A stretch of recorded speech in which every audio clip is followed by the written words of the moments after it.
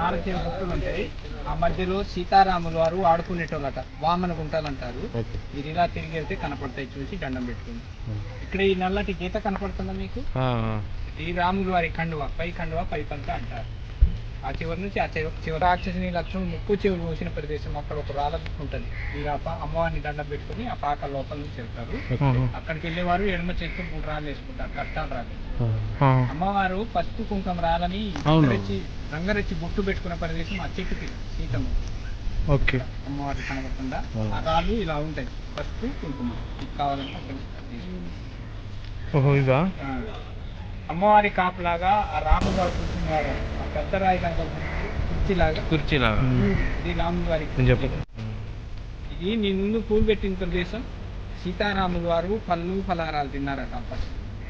పళ్ళెం అంటారు దీన్ని, తాతి పల్లె. ఆ పళ్ళెన్ని నీ 2 చేతులతో ఒకసారి తాకి దండం పెట్టుకుని బొట్టు పెట్టుకుని ఈ కలిగింది కూర్చి దక్షిణ ఏమంటే ఇష్టకుంటే నీ చేతితో వదిలేయండి. ప్రత్యేకించి పసుపు కుంకుమ రాళ్ళు కావాలంటే అక్కడ ఒక 30 రూపాయలు ఇస్తే ఇస్తారు. ఆ రాళ్ళు మీ ఇంటికి తీసుకెళ్ళి మీ దేవుడి దగ్గర పెట్టుకుని అరగదీసి ఫస్ట్ బొట్టు మీ ఇంట్లో ఉన్న దేవుడి ఫోటోని బొట్టు పెట్టుకున్నాక మీరైతే ఆ మంచి పని పోయేటప్పుడు మీ ఇంట్లో శుభకార్యాలు జరిగేటప్పుడు ఆ పవిత్రమైన బొట్టు దండం పెట్టి. మీకు అవే రాళ్ళు పెద్దవి కావాలి, మీ బంధువులు తోడబుట్టిన వాళ్ళు నాకు పంచుకోవాలంటే పెద్దవి కూడా ఇస్తారు. అంటే చిన్న అయితే 30 రూపాయలు అయితే వెళ్తే అక్కడ రాళ్ళ ఆ చెట్టు దగ్గర.